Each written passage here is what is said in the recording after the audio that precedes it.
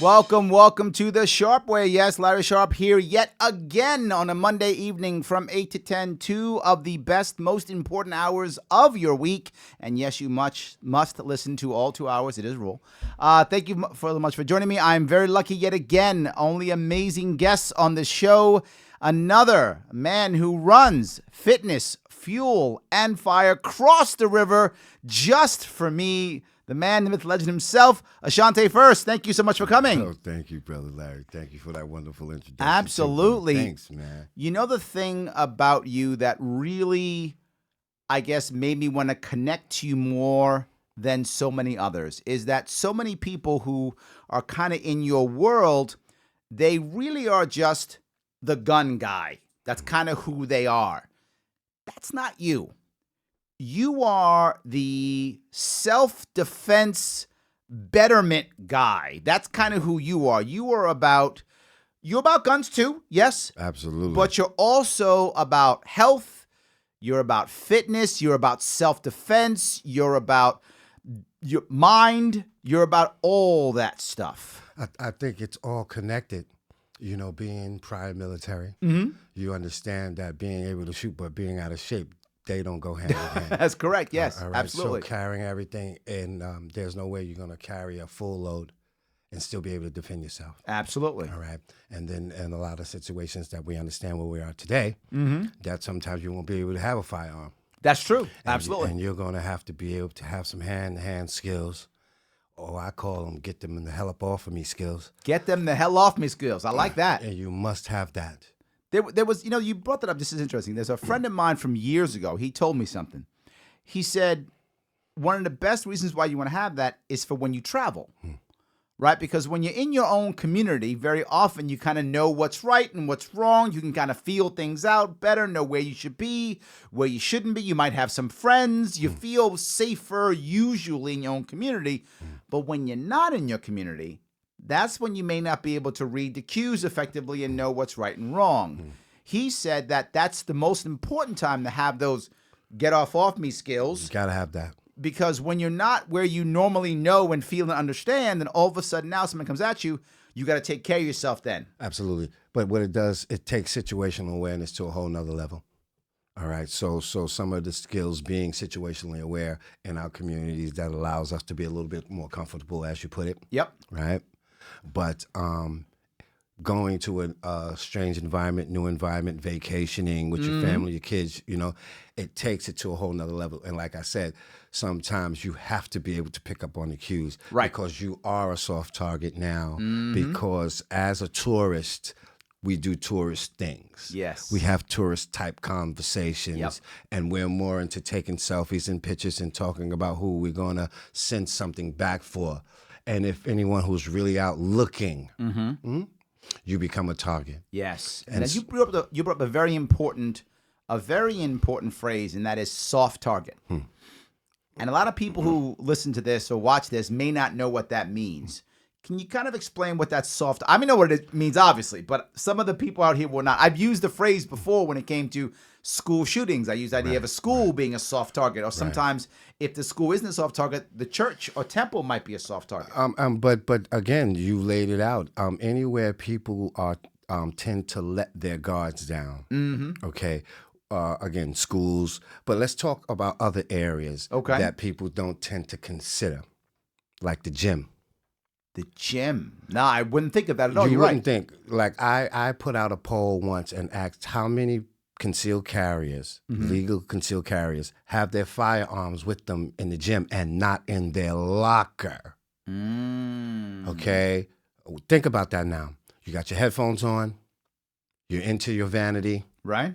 You're into something. Like that, into your vanity. I like that. That's exactly what happens. No, I like it. Yeah. And so you tend to let your guard down. All right? You're getting that in. Do you know how to play the mirrors? Right. Do you know how to watch a mirror and look at a door? So it's absolute awareness, soft targets, anywhere where people tend to get too comfortable, And so when I sit and we propose ideas to people, we ask them to look at things in places that they would never even consider. All right? So they always wanting to look at the bigger places. Sure. but I'm always your local eatery. That Saturday night spot where everybody's getting toasted. Right. Are you ready? And so these are some of the things that we employ. Ashante, that sounds just, I mean, exhausting. It sounds exhausting. I got to be on my guard when I'm having my local pizza. I don't eat pizza. I'm on keto. But in theory, right? I'm eating my local pizza. I got to be on guard. It's exhausting. It would be, and one would think it would be. And again, I was once told paranoia is the highest form of awareness, but not paranoid to the sense where I need to be medicated, but to the point where you now sitting in restaurants. Do you know how to exactly sit? When you're sitting with your children and you're really having a wonderful time, do you still strategically sit? It's just basic stuff. I mean, you're bringing up something that's funny. My wife teases me. Some people know that when I was in the Marine Corps, my second tour, I spent some time in intelligence. My first tour, I was on the ground side. The second side, my second tour, I was much more on the air side, and I was on the intelligence side. I went to a couple of intelligence schools. I went to some counterterrorism schools, that sort of, some of that stuff. So I was taught how to recognize an ambush in a car, right? So to this day, I was trained so much to think about that when I was a driver, when I was an A driver, right? I was always trained to do that. And I did years thinking about that, being trained how to do that, right? And going through the exercise and such. That's 30 years ago. To this day, if I'm driving in Queens and all of a sudden a car stops me on a block, I stop backing up. And my wife laughs at me and goes, "What are you doing?" I'm going, ambush. I just instinctively. And in this case, I'm not actually aware. It's training that kicked in. Like, I'm not thinking, oh my God, I'm driving around Queens, somebody might ambush me. I'm not thinking that at all. but it's a beautiful thing to have. But the second I see it, I immediately stop and I start backing up. It's a beautiful thing to have. It's a beautiful thing to make sure your loved ones think that way as well. Okay, because when the alpha is taken, can the rest of the troops Yes. handle their business in a methodical and a calm way? Not where this is real talk now, and now we are having to level up our thinking insofar as home preparation. Again, the self-defense scenario. Right. We'll talk a scenario. Most men, I find, are providers. Sure. They really do a wonderful job with their two jobs, sometimes 17, 18, 19 and a half hours, two jobs, paying that rent and mortgage. You're really doing a wonderful job. Your children are portly right now because because they're eating well. Yeah, because you can afford to give them some desserts. Do you understand what I'm saying, soldier? But the point being is that you're home you're away from home almost 19 hours. Are your portly children and your wife that's comfortable, able to protect themselves if three of us came and kicked in their door while you're more than 10 miles away from work, providing, Right. but not also adding the protectors element to family protection? No, I get it. And I guess what I was trying to get at with what I said was, it was the idea of planning and training versus awareness, right? I know we want to be aware. I'm with you. I'm with you. I can't imagine my family being aware so much, right? So I'll give you another true story. Years ago, I think it was 2000, was it 3 or 4? There was a blackout in New York City. I forgot what year it was. It was maybe 10, 15 years ago. Blackout in New York City, maybe 15 years ago, I'm guessing, right? I'd already talked to my wife about how she gets out of the city if something goes wrong. Most people don't know this, but in New York City, if they ever blow the bridges or blow the tunnels, whatever the case may be, they're not going to know there are many bridges up north that go to the Bronx, right? No one knows that. Right. You only know that if you live in the Bronx. I used to live in the Bronx. I know that. So I told my wife where to meet me in case there's an attack and they blow the bridges out and no one can get through on the cell phones, right? And I know it's a place we're going to meet. We know that.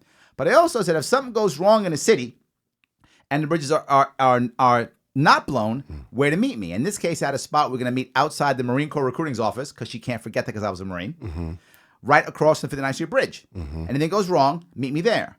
When the blackout happened, I was actually exactly what you said. I was in Jersey on a sales job. So the blackout happens. I jump onto the George Washington Bridge. The cops aren't around because they're all directing traffic because there's no lights. Right. So I literally cross GW Bridge at 100 miles an hour because there's no cops to stop me.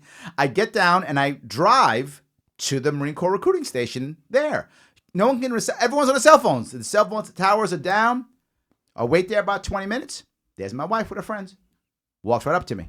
And her friend's like, oh my God, you were right. He's here. I said, yep. She's like, yes, we made a plan. So when something happened, she said, come with me to where my husband will be and he'll drive you home. And we didn't communicate. We couldn't communicate at all. She just knew that's where I would be. And I knew to hustle my ass there as soon as I could to make sure that when she got off that bridge, I was there. And she walked across the bridge and got me. And that's what we're talking about. So it covers, many bases. So with the whole fitness piece, you have to be fit to even get there. Absolutely. So, how are you going to walk across the bridge? Come on now. We did and do something called survival walk, where we walk. Can you say that again? A survival walk. Okay. So we simulate mentally a Hurricane Katrina type situation. Okay. So you can only bring water and protein bars. Water and protein bars. That's it. Okay. And so we'll give you a scenario. We'll walk from Stamford, Connecticut. Okay. All the way through to Norwalk, Connecticut. Okay. That would be trying to get from one parish to the other, simulation. Wow. Okay. So as you're doing this walk now, if the kids can't make it, do we stop and wait for them? Or do the parents have to turn back and go back to the starting point? Because those are the ones who fell off. Got it. And we have to walk all the way through to Norwalk and turn around and walk all the way back. How much is the time? How long did they get to do it? It took about 4 hours, but you're talking, you're doing, but the whole idea is not really time. Can you do it? Got it. Okay. Okay, we're just doing it, so we don't put a time on it. So psychologically, do you have the wherewithal with nothing? Right. Just some protein bars and water. Right. Okay, because usually if a situation happens, it's going to catch you off guard. Right. Are you going to panic? Can you rock out? And you brought up a very valid point, right? We're never going to be ready for the unexpected, True right? that. I mean, that's not true. We're not going to be expecting the unexpected. We can be ready for it. True. But we can't expect the unexpected. So all of a sudden, it happens. So how can we at least react in a way that makes sense? And what I always say to most of the people around me is, I can't control people around me, but if I can give them the example, many will follow. We would hope. We would hope, because we're involved with a lot of people in the community that has like Aton Edwards and brothers like that, and Brother Barry Crumley, who have been doing this whole survivalist thing and preparations, walking from where's this in Peekskill, the nuclear reactor. They did that walk from Peekskill all the way over to Battery Park. To simulate, you have to get out. So these are the people I would like you to also meet. What's that? How many miles is that? 40 miles? But understand the science. How many miles? What's the evacuation area? Right. If it blew up, man. Right. Okay. Indian Point. And do you understand what I'm saying? What is the evacuation? How many miles out are we going to have to go out? Right. So this is not these are some of the things that we do with Fitness Unify and some of the individuals we're connected with. And Aton Edwards would be a good person for you to link up, and I would hope sometime in the very near future, I would like to hook you two guys up. Okay. I think you guys have amazing things in common, and I think he's a very, very valuable ally. So now, but there's an issue here that I know people are thinking. You are a pro Second Amendment advocate in a world that usually isn't very pro Second Amendment. How do you get around that? Like, I mean, there's got to be people who look at you and go, why in the world would you want a gun? Guns are bad. Guns kill people. Guns are terrible. You got to deal with that. You got to be up against it. I am. I know you've got to be. I'm up against it. But now, Larry, through time, and time is a wonderful thing, I'm learning how to choose my battles. Okay. And I'm learning now to address starting out, to deal with individuals who get it. Okay. I want to start with like vibrations first. Sure. Because that will give me the support or buttress my movement, because I have like minds with me, and it'll give me enough energy to go out here and deal with those that are, I'm going to just say it straight. Say it. The biggest enemy that I've discovered in dealing with the African-American community thus far in my journey, because I plan on taking 360 degrees of the pie. I'm not just going to go for a percentage. Jesus is my biggest obstacle. Really? Why? Because it's the church and religion and my Lord. And I'm not being ugly, and I'm not trying to come off in a manner that's disrespectful to anyone's belief. Sure. No, go ahead. Talk But to me. when my brother Dylan Roof rolled up in that church in South Carolina, Jesus didn't show up. That is correct. Yes. He wasn't there because if Jesus was there, a few other people would have had a couple of nines to hold that down, because they would have turned and implied cloak for a gun or something like that. So, and what I'm dealing with, that's my biggest obstacle, and I want to see if I can strike a balance to say that you can still believe in what you believe in, but it's better to have it and not need it than to need it and to call on something that ain't gonna be there. And I'll give you another sidebar. Okay. That thought came from me from the Count of Monte Cristo. Okay. When they put him into prison and they chained him up and said, there's one thing you can depend on, and it'll be this ass whooping every year. And they told him, you can call on your Lord, but you can believe this. He never shows up. Do you follow? Look, I'm with you. The thing I have, right? I actually don't mind if somebody is passive and decides. I remember I was talking to a woman. This has got to be 20 years ago. I used to be a chief instructor at an English school many years ago. It was a woman who was completely and totally like, I am just a pacifist. I asked her, I said, would you be a pacifist if there was a man holding a knife to your throat threatening to rape you? At that, would you? And she said, yes, Larry, I absolutely would. I said, so even, she goes, yes, she goes, Larry, I've been in similar situations and I'm a pacifist and I would rather try to talk my way out of it. And I would rather, if need be, let him have it. So it's her words, let him have it and deal with it later. She said that. I said, okay. I said, would you be against another woman stabbing him? And this is why I was okay with her. She said, no, that's her choice. Respect. And that's where I'm okay with, right? If you're saying I'm a pacifist, I'm not doing violence no matter what, okay. But would you stop someone who's saying I'm not letting that happen to me? And sadly, I think what you're telling me is that some people would. They would. Some people would say, no, you may not. I'm saying if you want to be a pacifist, that's on you. I don't have a problem with that. But you can't stop somebody else or shouldn't stop somebody else from deciding they're not going to let that happen to them. I'm saying this. That logic and balance is going to have to win out at some point. You're going to have to look at the times in which you find yourself, and you're going to have to make spiritual and personal adjustments to the times in which you find yourself. All right? Now, again, if you're a pacifist, that's fine. But what I do find when a pacifist is assaulted and they get the hell beat out of them, they call on someone that's got a gun. Yep. And often true. You know, and I mean, why do you need to call upon him when you could have empowered and emboldened yourself with the same protections? So it's funny when I talk about firearms in general to people in New York City specifically, right? In that world, I will very often start my conversation with, hey, everybody, who in this room owns a firearm? And almost everybody will say nothing. Not me. And I say, actually, we all own firearms. We're just letting the cops hold them right now. We bought them with our taxes. We bought those guns. The cops are holding them. And when we have a problem, we call our guns. Yeah. And the guns come.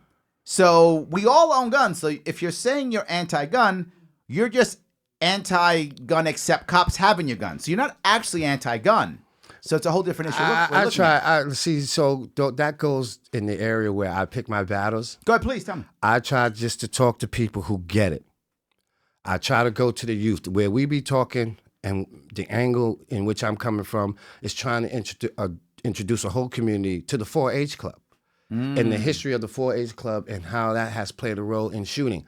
But there's an African-American and Latin community, Indian community. There's a whole phalanx of individuals now that could take advantage of this program. What we try to also talk about is the scholarships that are offered. There's only 2 schools in New York that offer shooting scholarships, which is John Jay and Marist College only. Okay? But what we want to do is now start talking to the youth. We want more Tiger Woods and more Venuses in the shooting game insofar as the Olympics is concerned. Sure. I'm talking about some of the air rifles and some of the wonderful shooting competitions that go far beyond the stereotype. New York State's trying to get rid of all of that. Well, I mean, they're actively trying to get rid of any type of pro to a gun sportsman, anything. They're trying their best to get rid of all of that. And indeed they are, my brother. But we cannot allow that to stop us. However, there are other schools that offer scholarships for shooting. You can leave New York. No one has to. Don't leave New York. Don't listen to him. No, Don't leave New York. I mean, not leave you. Not shit. Hell, leave. Listen, man.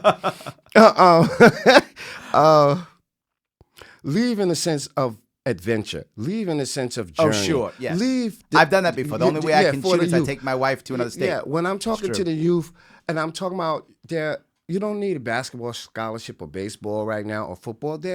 Take that shooting scholarship. You just got to go to a shooting class, but you still get a full scholarship. Right. All right. So when I overlooked a lot, I agree. Yes. So all I'm saying is leave, experience something different, come back and bring another vibration to the community. We're talking about shooting teams that travel all over the earth, Larry, that there's a whole community that has not participated in any of this, brother. And we're only talking about the 3-gun, the 2-gun, or the skeet shooting competitions, that they tend to form brotherhoods and friendships for life. Sure. And it tends to transcend the stereotype of firearm operation in our community. I agree completely. Okay. Look, let me, if I could, do you guys like what you're hearing today? You want to join the program? You want to talk to us? You want to ask some questions about those things? That's amazing. Join the program. Give us a call, 573-427-5463. Give us a buzz. Let us know what you think. Happy to have the conversation if you want to. If you are watching on YouTube, of course, you can also take a couple seconds to type up there on YouTube if you like, or give us a buzz. If you like what you're hearing in general and you want to support the show, if you want to help us out, please help us out. Head on over to patreon.com/Sharpeway. Give what you can. $9 here, $28 there, $500 in place else. Give as much as you can give. We're happy. This costs money and takes time. Indeed. So thank you so much for supporting us. I want to take our first call of the evening, if I could. It's someone who actually wants to talk about the budget, I think. So I'm not sure he's going to be happy with what you're saying. We'll see. all right. We're talking to Danny from New York. Danny, how are you? Been good, Larry. How have you been? I'm doing great. What's going on? So, not a lot. Just wanted to call in and ask you and Ashante. My question is about the state budget. Okay. So I just wanted to get a little bit of background on it. Why do we have a $6.1 billion deficit Yep. for the state? Sure. Let me. Well, Ashante's actually from Jersey, right? I'm from Connecticut. Connecticut. So he came down. So his state's almost as bad as ours. So almost, but we still got to beat. it. Yes. Let me give it. When I ran for governor, I said this to many people. Right. The idea is that we're losing 150,000 people every single year. This is just basic math, not even Common Core special math, regular math. Our budget keeps getting bigger, and the number of people in the state keeps getting smaller. Tax base has to rise. Raising taxes is very unpopular. So it's very rare now in New York State that we blatantly raise taxes. What we do instead is we add things like fines and fees and tolls and all those other things. Well, then people stop paying them, right? If you notice, the Arizona Bridge now is the most expensive bridge in the nation. $18 to cross that bridge one way. $15 to cross UW. No, 18 one way. The George Washington 15 one way. Tri-Borough's 15 one way. Yep, insanely bad. If you are a large vehicle, a commercial vehicle, you pay per axle.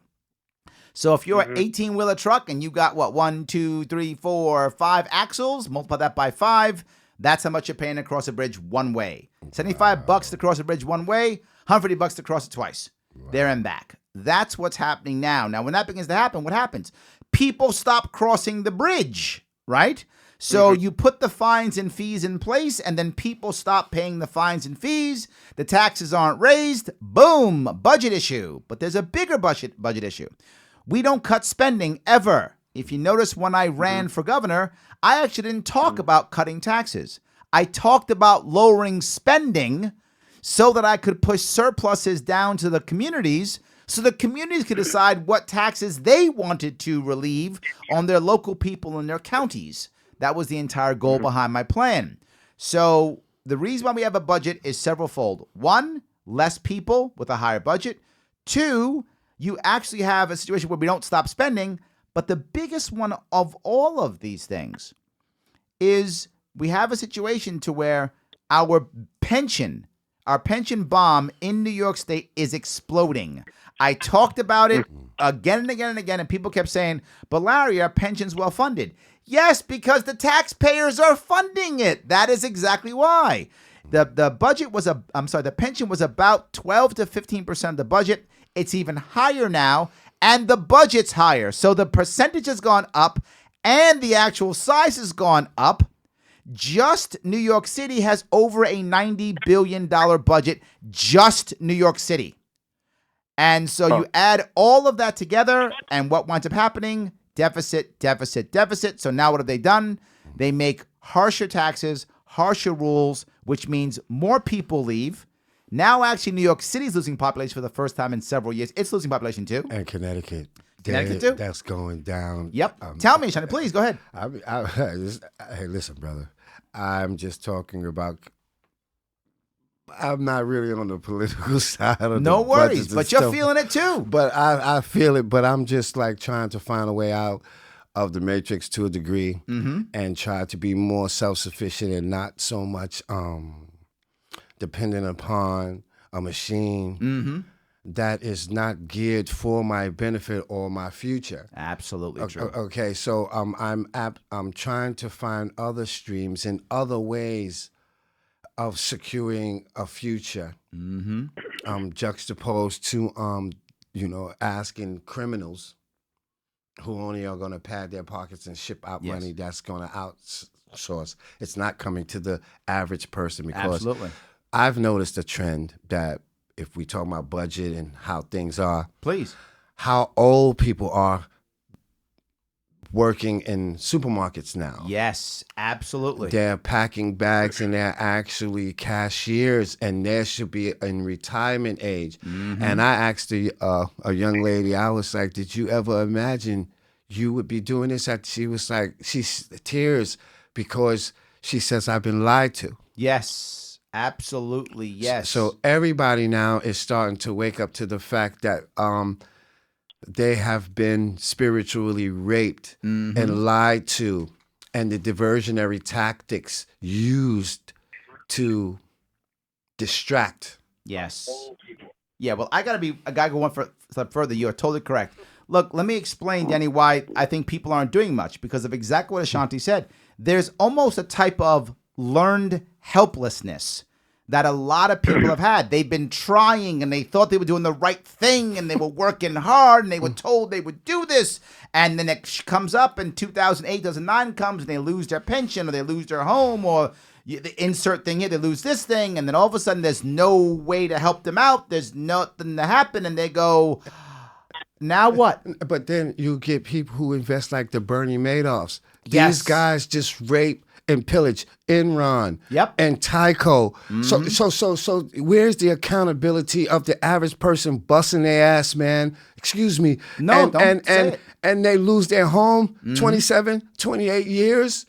You putting your babies through this, and then you come along, nah, man. I'm with you. No, man. You can see the system right now. No, man. As everyone starts struggling, as you just said, Danny, people are we're having a budget deficit. You think that deficit's going to affect the wealthy? No. Not at all. Not in any way, shape, or form. And I don't care if you're a Democrat, Republican, I don't care what you are. Right. It is if you're wealthy, this is not going to affect you. They are simply going to punish the poor and middle class, making the middle class become more of the working poor, which is what's happening now. The middle class become, as you said, Ashante, you're working 2 jobs. If you want to have something for your family, you got to work 2 jobs out of the house. Brother, the myth of a housewife today is out the window. Yes. Sister girl going to have to get out here and get at Wendy's and McDonald's That's too, exactly bro. right. She's going to be working at the grocery store too. That's right. Because, listen, this is the truth. Yes. Because most men are dying, really trying to keep this thing buttressed. Yes. And it's not happening for him. But because of the stereotype of the mindset that you have to do this, where is it written in the contract that I have to die doing this? Yes, it isn't. But the problem you've brought, this is so good. You have brought up a very important piece because now I find it, like I do a lot of hiring and firing in New York City. And what I'm finding more and more of is, it's going to sound funny, is women who want daytime, part-time work.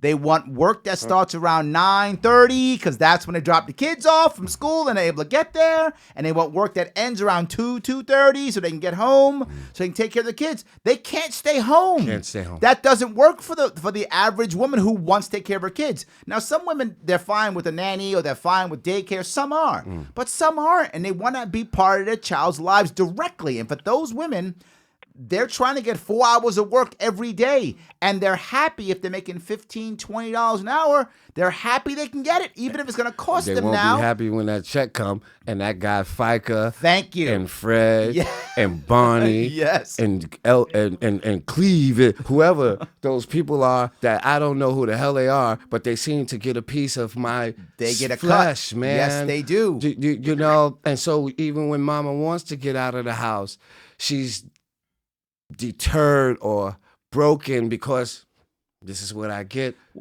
I know. Look, and I got to say something which is going to be off topic but on topic. Danny, look what you started. It's your fault, Danny. Totally your fault what you started. I had a question. Okay. I had a question. You did have a question. Okay, I'm sorry. Hold on. Let me touch this piece. Stay on the line. Don't go away from me, Danny. Stay with me. I just want to cover this one piece that you brought up. It's important, Ashante, right? Broken. I brought up the idea of helplessness. What people don't understand is taking care of your health can give you the mental stamina to make that push through. And I have a personal story on this myself. About 9 years ago, my youngest daughter almost died. And many people know the story, some people don't. Almost died. She had open heart surgery at 18 days old. My wife packed up, moved into the hospital, and I all of a sudden overnight became a single dad of a 6-year-old. My daughter was 6 at the time. And I was not the primary caregiver. So I was all of a sudden dad by myself. Not just that, exactly the same week, my mom gets diagnosed with stage 4 cancer.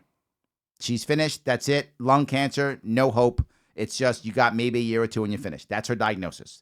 Same time that happens, my business has finally collapsed from 2008. I had held on as long as I could. The optimistic entrepreneur. This can't last that long. I got this. No worries. That was totally wrong. Firing my employees, shutting my business down, everything collapsing. And so the problem was when I was happening, I had to isolate myself because I couldn't let everybody else know how bad things were. And my wife, who was usually my rock, was off supporting our daughter who was dying. I was by myself. I don't drink. I don't smoke. I started eating my feelings. And boy, I was having an entire pizza, a whole pizza for lunch and a 2-liter of Coke and thought, that's normal. Right? Everyone does that, right? That's normal. Sometimes I do that. But you know what I'm saying? That was my normal. That was my normal way of doing things. And because I was isolated, there was no one next to me to go, brother, you can't do that. Can't do that. That's you can't do that. There was no one to tell me that. Yeah. And I was in total denial. So I wasn't seeing anything. I was fine. I was fine, everybody. I got this. I was fine. I was not fine. I didn't have anything. So eventually I realized I couldn't fit in my suits. I had to get up and get back to work and figure out how to rebuild my business and take care of business. I had to go provide, and I physically couldn't fit into my suits because I put about 25 pounds on in a little more than a month. So I said, how am I going to get rid of this? So I decided to make an idea that I thought I could handle with where I was in my life. No carb, low carb. That's what I'm going to do. I became a fanatic. I mean, I was having like steak, eggs, water every day. That was like it, nothing else. I was a fanatic. Now, to do that, I dropped about 40 pounds in 2 months. That was 9 years ago. I haven't left the lifestyle since then. Now, I changed. Now I'm healthy in what I eat, But I was a fanatic, and people thought, Larry, that had to be unhealthy for you. It had to be bad. Mentally, it was magic, because being able to take control of that aspect of my life and to be so disciplined to literally go overnight, no carbs, that discipline, it gave me a feeling of control that allowed me to take charge of other aspects of my life. And once I took care of other aspects of my life, getting my business back in kind of working again and building it back from nothing, to build my relationship back with my wife, who had basically become an absentee, wife. She just wasn't in my life anymore. I had to bring that back. You're doing all of those things. Then I got to a better diet, if that makes any sense. I then went to do other things. But I think this is kind of where you're saying that if you gain other things, health, fitness, confidence, being self-assured, you can then handle other parts of your life to be better. Yeah. Did I go too far? No, you're right. But I was you can get closer to the mic. You're right. But I'm just trying to tie in with the guy's question. How I'm sorry, I went way off topic. I'm sorry, Danny. I went way off topic, brother. I went way off topic. No, that's fine. But anyway, I went way off topic. Go ahead, Danny. Go back to your question. I'm sorry. I'm making my audience think crazy because I'm talking about stuff. I apologize. Go ahead, Danny. Go ahead. All right. Well, no, that's fine. Larry, I got a question for you later, but I wanted to ask Ashante something real quick. Go ahead. So I work as a paramedic, and I deal with a lot of high stress situations myself. And if we have a bad 911 call, we have to. We can't keep it bottled in, because that's not very a healthy mindset to have. Because if we don't talk about it, it could drive us crazy. Sure. If we don't take care of ourselves like that. Well, what's your question, brother? Actually, I guess I just answered my own question. Well, let me ask that question. You talk about the mind experience too, Ashante, right? You talk about that, the mind experience. You talk about that. How does someone who has to deal with, in this case, defending yourself could include violence, right? And the average person is afraid of violence. The average person doesn't want to engage in violence. In the case of Danny, he has to see either the results of violence sometimes on a daily basis, if not others. He's got to see it, or he's got to see someone who's being violent. How do you handle that? It goes into understanding what we're entering into, meaning the career choice. Mm-hmm. We understand what comes along with the career choice. Right. So as we're sitting down in class, as we're being prepared to go out as an EMT, EMS in that service, we understand we need to kill, my solution is, with my brotherhood. And I have. You're saying community is going to be the way of making that happen. You have to have that, because you have to have individuals that understand your stress, that understand your reality. There are some conversations that your wife won't understand. So I try to be around like vibrations and like energies that we can bump off our experiences together. I see that in the veteran community a lot. And that's what we need. So you have to be prepared. But again, for me, but you got people you got to train, right? You got to have some, some guy or some gal. My image is of, a young woman who's sent there by her mom or dad, who hasn't had to deal with violence in her life, hasn't had a fist fight in her life, hasn't had to be violent in her life. And now you're training her on some stuff that's pretty violent. Well, the situation is this. Those are the ones are soft targets, the ones who have never experienced a fight. They're the ones who are the ones that are looked upon as being vulnerable. Mm-hmm. Again, we're in 2020 now. Mm-hmm. World Star will give you a crash course on all kind of violence and things that. I love that. But the thing I'm saying is, you'll get a crash course on man's inhumanity to man, and you'll get a crash course right now that'll snap you out of that I've never ever mindset, my friend, because I'm finding the youth are frustrated and angry, and they're in a very hurtful place. A lot of millennials are, yeah. Gen Z too, I agree. Yeah, and so right now that again, you have to adjust to the times in which you find yourself. There's really no more place for a person to say, I've never had a fight or I don't want to fight. It's better to be prepared, because if someone comes to you, it's not going to end well for you if your spirit is that of a pacifist. In this day and age with the youth we're dealing with right now. Okay. They'll put you on a video in no time flat, and your backside will be on YouTube forever talking about, I didn't want to fight back. All right. Okay. Danny, did that answer your question or no? Yes, it does. So talk to me. Do you have another one for me, or was that it? Yes, I did have another one for you. So It's the Danny Show. I love it. Keep going, brother. It's about the 27th congressional race up in Buffalo there with Dwayne Whitmer running. That's actually outside. That's actually outside of Buffalo. Just to be clear, the 27th district does not actually include Buffalo. It includes all the areas around Buffalo and Western New York. All right, I stand corrected. No worries. Do you think Whitmer has a good shot against the two other parties? It's a great question, and things have changed a lot recently, right? But before he was running against Chris Collins, who was indicted, right? So I thought he had a really good chance of victory against him. But now that there's a special election, it's tougher. Now, there's good and there's bad to it. The good part for a libertarian candidate is now there's no incumbent, right? So at least it's a fresh face versus a fresh face versus a fresh face. So that's at least one advantage. The disadvantage is you're in a deep red district and the red guy's not indicted. It was much better when the red guy was indicted. So I think he has both good and bad. To be very forward, his ground game is going to be everything. If Dwayne is able to knock on all the doors, if Dwayne is able to get people to get behind him to say, hey, I'm another option, he's got a shot. If he's unable to do that, this district is going to go red again. It really depends upon his ground game. But can he win? Yeah, absolutely. Does that make sense? All right. Yeah, I plan to donate to him.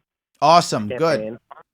And I hope to see you out there, speaking on his, campaign for him. Do you think I wouldn't go up there and support Dwayne? Come on now. I've been up there twice already. Come on. I'm just encouraging you. Okay, yeah, we absolutely 100%. I'm gonna be up there. You know that. Come on now. I'm all over this state. I gotta spend some time in New York City. I live here, don't I? Yeah. Absolutely. But I will be up there. I promise. I'll see you up there. Thank you for the call, my friend. I appreciate it. All right. Take care, Larry. Have a good one. All right. Good. But getting back, when we're talking about the elements that allow us to, how do you say? What I was worried about was the idea of getting someone to move past, right? I'll tell you an interesting story which you may enjoy. If you're someone who enjoys history or anthropology, and that was my degree, was in anthropology, right? And you want to dig up a battleground in North America. What war are you going to dig up? Civil War. It's the biggest land war in North America ever, right? And they've done this. They dug up these battlegrounds, right? And they found rifles. And in the rifles, many of these rifles they found was inside the barrel, 6, 7, 8 bullets inside the barrel.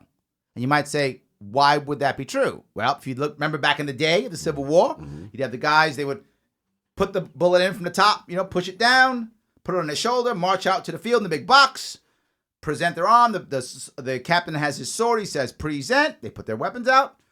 Fire. Boom, boom. They all fire. Well, there are a bunch of people who would go there and wouldn't fire. The captain's next order is reload. Boom. Second bullet. Present. Fire. Boom, boom. Some guys wouldn't fire. Reload. Third bullet. From that, people said, what the hell happened? And a lot of these weapons were found on the ground. So these guys stayed and probably got killed, right? They could have deserted. Lots of desertion in the Civil War. They could have dropped their weapons and ran. Lots of people ran and broke from the battlefield. These guys didn't. They marched out and just wouldn't shoot. Why? Because it was a civil war. And many of these people knew their brothers and cousins and sisters across the field. They were human. And they didn't want to commit violence even when they were being shot at. that was enlightening for many people in our government, to the point where if you look at every single war since then, we always picked a one-word story to describe and dehumanize the enemy. Right? In World War I, it was the Hun. World War II was the Kraut, right? And we kept going on, right? Yeah. Charlie. And when I was in the Charlie, Marine Corps in the 80s, it was Ivan. That was the bad Russian. We were still fighting the Soviet Union back then, right? So it was Ivan. It was always a one-word story to dehumanize the enemy so we would kill him. Space psychological tactic. That's exactly correct, right? Now, the problem that I'm asking you about, I guess, is what you're asking someone to do in defending themselves, whether they're using their hands, whether they're using a firearm, whether they're using a knife, whatever they're using, for many people, not everybody, but for many people, isn't that going to be inherently difficult to make that step to violence if they haven't dealt with that in the past? And how do you get them over that? Before I answer your question. Okay. Did I go too far? No, you didn't go too far. Okay. I just found something interesting. The way my mind was working, I thought when you were saying that the guys had the rounds in their rifles, I thought they was trying to make their first repeaters or semi-automatic feel a whole lot of rounds come out. That's what I was thinking. I was like, oh snap! But okay, that's my machine gun. I got four coming out. Exactly. Yes. But forgive me, brother. It's a 3-round burst. No, it's not 3-round burst. It's not. The thing is, a lot of the people that come to us, we really don't have to convince. Oh, because okay. they have come to a point in their reality that they've determined. This goes back to what you talked about earlier. You're dealing with more people who are already there. Yes. Got and then we allow them through their actions and their work and through their progress to be our voice. They can bring in some of their associates that were on the fence, but we have to have models that we send out into the community that represent the idea, because it's really exhausting, Larry, trying to convince someone to do something that they really don't. That was my whole point. I know it's very hard. So I don't do it. You know, it goes from what Mommy taught me a long time ago. Charity begins in the house and spreads abroad. Right. So what it is, the love of self-help, self-discipline, physical health starts in-house first. We should be a reflection of what it is we're trying to sell and market. Yes. And as a result, yes, we have to be the example. So that's what it is. And so we got Carrie now. Working out. Oh, she told me. Yes. So today I submitted my first little workout plan for her, just to give her a critique, just to critique her, to find out where she's at. But again, it's individuals who know and feel the need for change right now. All right. You know, sometimes your body and your spirit talks to you, and sometimes we don't have to do it because you know what's right. You know when you're not feeling right. Like my brother, we had to talk about early when his shoulder, and he was going, through foot injury or whatever, and his whole body energy was off, and he had to slowly get back into it, because you have to. It's where we are. Okay, the doctors are talking to you and your health is failing you. They're giving you all kind of meds and foolishness when a lot of this stuff can be done on our own. All right, one of the biggest problems, everybody right now is sick. And one coughing, hacking, sneezing, passing gas, whatever. But not a lot of the people who are sick are realizing that the problem is right in their belly. And they're not even understanding how to remove the very thing that's hurting them. Sure. So they're not understanding. But I can get a once-a-day pill from my doctor, brother, and I'm good. That's all I need. If I just get one more pill that will counteract the side effects from the first pill, then I'll be good. And then the side effects from that one, I just get one more pill that will satisfy all of those. We don't want to talk to individuals like that right now, Larry, because there's a whole market for them. Yes, we're only trying to again talk to people who get it and understand and feel a need right now to have an alternative way of dealing with this situation, because a lot of this shit is just bullshit that they're handing over to the people. You know, how many years... I think in reality, this is a thing that some people disagree with, but I think it's very true. The amount of information that's available has become so much that in reality we find ourselves being overloaded, that we just then blindly follow someone who says they're an expert, because Larry, I can't handle everything out here. Listen, So brother. she says it's right. So I'm going to believe whatever she says because I can't do all this. It's mind control, and you're feeling the need to be led. This is it's winning. The tactics of Edward Bernays and the Tavistock Institute of absolute mind control and giving people directions where you have to at some point start to become and think for yourself. And for the ones who can't and don't possess that ability, they're not going to make it, and it's all right because they were a part of the design anyway, brother. But when I'm talking about basic health, basic fitness, all you got to do is just go back to nature. This is not real rocket science. When animals in nature are sick, you don't see them eating. They stop eating. There's no once-a-day pill for the animal. Do you understand? So the point being is, at some point, when do you go back before there was madness? You know, this is just basic common I like sense, what you're man. saying. You like know, what you you're got saying. people with eczema, people sitting here, skin falling off, patches of skin falling off their bodies, dehydration, parasites in their body, and all they got to do is just know what natural things to use on their skin, and within a week, all of that'll go away. But you want calamine lotions and foolishness like that. So that gives us Fitness Fuel and Fire a lot of business. I because like that. You got business on that too. It's good. we're fitness. We're everything fitness, from CrossFit, hybrid training, to basic workout plans, all things fitness on every single level, period. I like that. All right, let me grab the call if I can. I wanna head over to Maryland. I want to get out of New York State this time, and I'm still gonna go someplace else. I'm heading over to Maryland. Troy, how are you? Hey, I'm doing all right. Talk to me. How are you? I can't complain. It's another day. Yeah, I was referring earlier to what Ashante was talking about. There's definitely more, because, I was the guy who was on that panel with the Fitness Fuel and Fire event. And I'm a huge gun guy, but yes, he's definitely correct. There's definitely more to it than just the gun, right? Yes. We have to exercise situational awareness, have emergency plans. Well, Whether you're bugging out or bugging in. I actually bring this up often, and for those of you who don't know, I do a lot of training. I do training for leadership, business. I do consulting, and very often people ask me, they'll say, Larry, what do you think my kid should get involved with, right? What's the future for my kid, right? My kid, what should they go to school for? I said, well, look, there's a lot of stuff, what they like, obviously, but if they're unsure, there are two things you should consider. Number one, anything to do with the language, whether that is a foreign language or even a computer language, anything to do with the language, programming, multiple languages, linguistics, that's one thing's awesome. The second thing, anything security. Doesn't matter what it is. Physical security, firearm safety, bulletproof cars, cyber security. It doesn't matter. Anything that's security and safety, even if it's, physical security for your home or for your house or for yourself. Language and security is the future for sure. If your kid's not sure, throw them in that. What you're telling me is security is a big deal and part of what you do. It's definitely a big deal. As a matter of fact, my son is actually going through that in school. He does Homeland Security and as well as law enforcement. He wants to become, go into criminal justice and the whole 9 yards.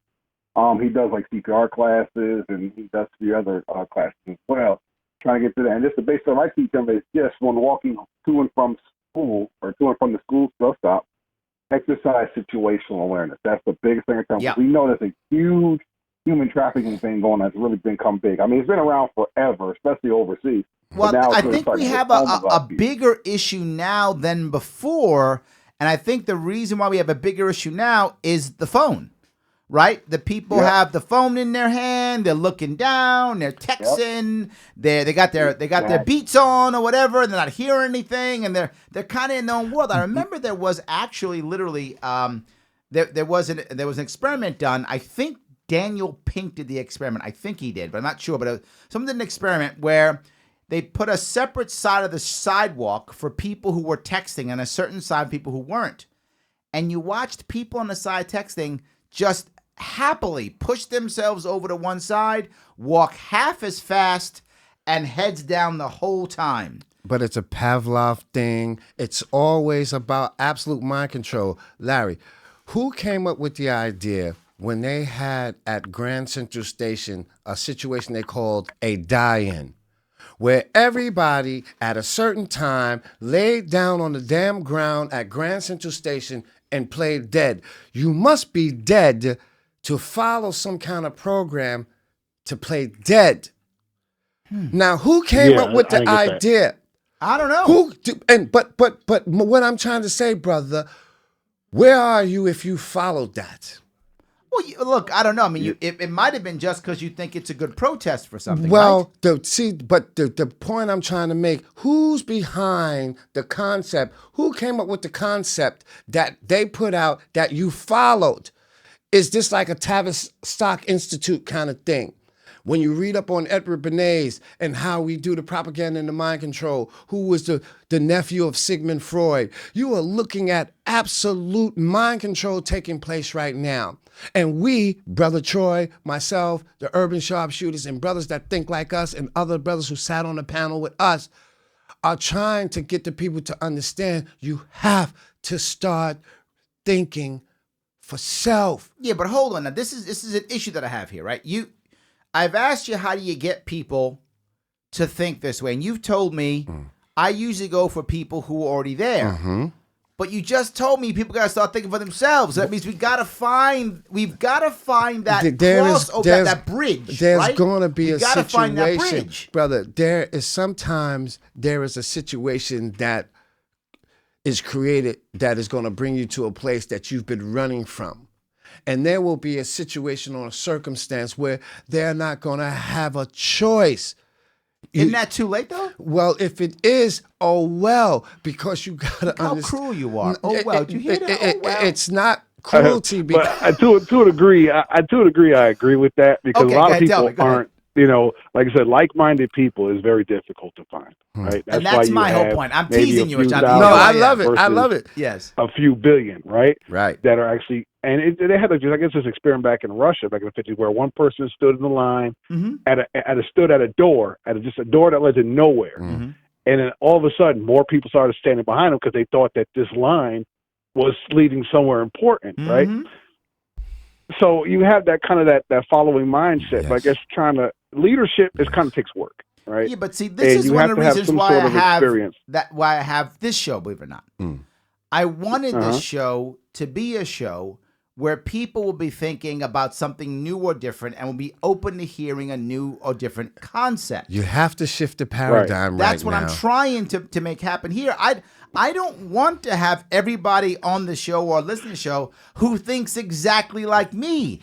I don't need a show for that. I can just go on Twitter and say some Twitter stuff and get mad at everybody who doesn't think the way I do, and keep a small amount of Twitter people to just tell me how awesome I am every day. Okay, that's easy to do. Here, let's take it to another. But here's the thing also. You want, granted, and this is what I used to say to a lot of people, you don't have to be on the same trail to go in the same direction. Okay, that's true. Yep. Right? The objective is to move forward. Mm-hmm. Yeah, that person's I'm not talking to the point where they're going to think exactly like you. Right. They're not going to think like Larry Sharpe. They're not going to think exactly like Ashante First. But if they're trying to go in the same direction you, using their own ideologies, you guys are going to meet somewhere at a rally point. There's always going to be one spot where everybody's trying to head, even if you're not on the same street, right? Okay. If you're going to let's say you're going to Vegas, right? Some people choose to fly. Some people choose to take I-70 west. Some people take 95 north. There's so many different ways to get there. Some people do horse and buggy. I don't know what those people are, but whatever choice you make. But the object is to get to Vegas. Okay. That's fair. You still have that. That's the mindset. That's the like-minded. Well, this goes back to what Ashante was talking about earlier. He's like, it didn't matter how long it took to make that journey, but the fact that you had to make that journey. We have to get there, because I continue to say the paradigm has to be shifted. The wonderful thing about being in school when I was a little dude, I liked the globe, because I used to be able to turn it so many ways, to see things from so many different ways. And at this point in time, we are in a need of a different way of thinking. Here we are now. Now we're in a crisis of so many African-American women, almost 700 to 800,000 missing African American girls. Now there's Say it again. It's about 763,000 reported missing African American women and young girls. From what's the time period here? Well, we're talking, I'm just saying within the last 10 to 12 years, because we're looking at this explosion with the cell phone business where our children are meeting people on the phone that they don't even know. And then you have people who are Facebook, Twitter savvy that knows how to talk the young people's language and to say the things to get the young people at a place where they're vulnerable. Yeah. Okay, so there is a whole nother level of parental security that needs to take place. There is a whole nother conversation in the house with family and our nieces and nephews right now. And I want to say we are enablers. Well, it's funny. Look, as a you brought parent, this up. I putting love those this idea. things in the hands of our children. My worry here, though, right? If I have multiple levels of worry here, right? Multiple levels. Level number one is if I tell my kid, don't do anything, the world's evil, I'm going to cover you, I'm going to watch and protect you. Now. I'm saying people do that, right? They call them the helicopter parent or they call them the bulldozer parent, right? If I become that one, I'm actually hurting my kid because now my kid's not ready for the world. And once I leave, my kid's in trouble. That's option one. Which is the second issue. If I don't give my kid that technology, if I don't give my kid that cell phone, that iPad, whatever that thing is, do I affect them both socially and also do I affect them in the professional business world as they move forward? Am I making sense so far? Hold on. I'm getting what you're saying. That's my worries. Now I am a father of 2 daughters, 15 and 9. So with that in mind, I realized a couple things. Instead of me stopping my daughters from having the technology, I have warned them of what could happen and I've watched them. And when my oldest daughter had all of a sudden some strange man want to befriend her on one of those platforms, I just asked her, I said, why does that man want to be your friend? And the first thing she said was, oh, because I guess he likes me. I said, great. Why does an adult man like you? I said, have you met him? Is he your teacher? Is he our family member? What's going on? And finally, at that moment, she went, wow. I said, yeah. But see, that's a problem. Here's another problem I Tell want me. to point out. There's not a lot of Larrys in the house with our young girls. That is also very true. And they're looking for friendship, and they're looking for Larrys. Yes. Okay? And they're the most vulnerable members of the community that's being totally taken advantage of. I completely agree. And so they find happiness in having 1,000 people they don't even know. Yes. And they wouldn't have a problem, brother, saying that we'll meet you down for some of those, some cheese biscuits at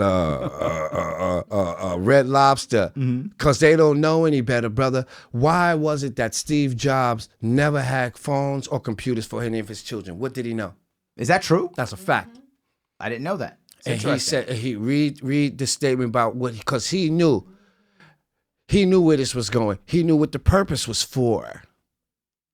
And when he saw the direction in which this thing, here's my opinion. Tell me, please. This is not a fact. Okay. This is just something. Tell me your opinion. I want to hear it. I think Steve Jobs, after he saw the direction of his creations and the direction, he opted out. You think he opted out? And I think he took a shot, said, I'm good. Okay. I just said that's my opinion. No. I like the opinion. It's fine. It's good to know. I've never heard that before. Because he saw the direction and how these things are being utilized. Why didn't he want to fix it? Because he was a part of the problem. Do you understand? He's like, you want me to tell you who else is going to be very successful? That chick that tried to be the female Steve Jobs. The one that did the little tube, the little blood analyzing thing. Yes. Let me tell you something. Yes. She was put out But here. she got in trouble. Listen.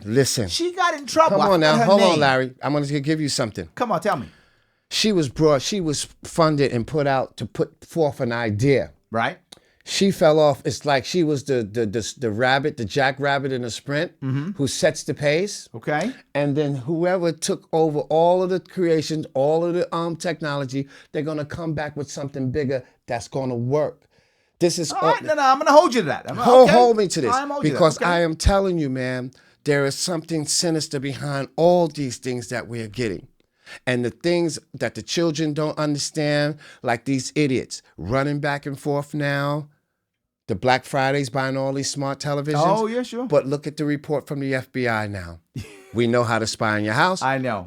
I won't do that. I agree with you. But I don't have Alexa in my house. I don't have a CIA agent in my house called Alexa. That's correct. Yes, I don't have that. I'm with you. It's insane. Yeah. I know we're talking all over the place, but what we're talking about is the vulnerable ones in the community. Yes. And this is the point. I mean, again, I got to keep going. But to your point, there are a lot of particularly girls who don't have that male energy in the house.